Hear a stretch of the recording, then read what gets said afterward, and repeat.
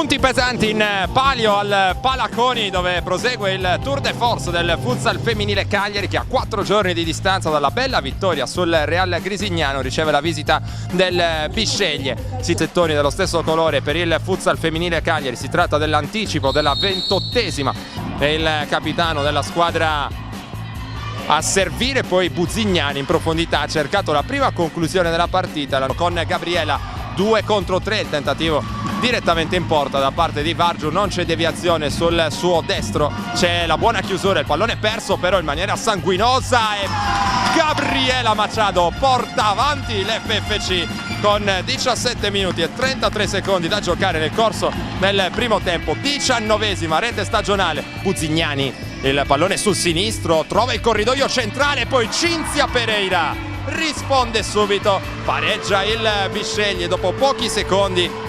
12esimo gol stagionale per Pereira.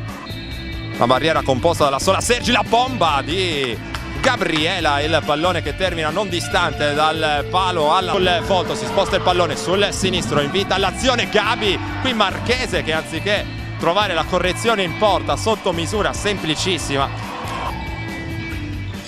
Continua il possesso palla del Bisceglie, interessante qui l'imbucata dentro per Matievic in 2 tempi. Mascia più Bisceglie che Cagliari in questo momento centrale del primo tempo. Intanto gran conclusione per la rimessa, si avvicina Marchese, ancora Gabriela, si sposta il pallone sul mancino, il gran tiro ancora di Gabriela in diagonale, recupero della compagna Gasparini, poi il pallone che è rimasto lì e Gabriela è andata a un passo dal gol del 2-1.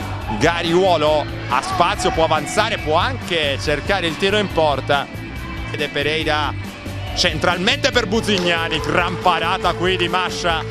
Peghe arretra, poi serve centralmente Nicoletti, c'è il taglio dall'altra parte di Pereira, ancora bella azione del Bisceglie. Il pallone per Buzignani, alto sopra la traversa.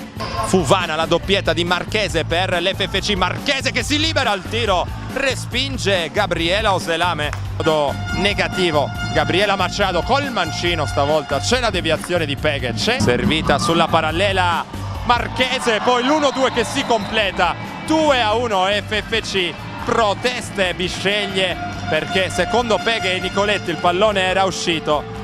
Il pallone Nicoletti centralmente per Buzignani, si sposta il pallone sul destro, ci riesce Buzignani, trova un gran gol, buca le mani di Mascia, arriva proprio sul suo destro il pallone, forse Milena scambia con Vargiu, dentro per Marchese, il gol di Sabrina Marchese, torna avanti l'FFC, ha preso posizione nel cuore dell'area. Gabriela, buono il controllo dall'altra parte, bene per Vargiu, può inquadrare la porta Vargiu, fuori di un soffio. Gariuolo ha recuperato Peghe, quindi Buzignani si accentra, scarica il destro, pallone fuori non di tantissimo.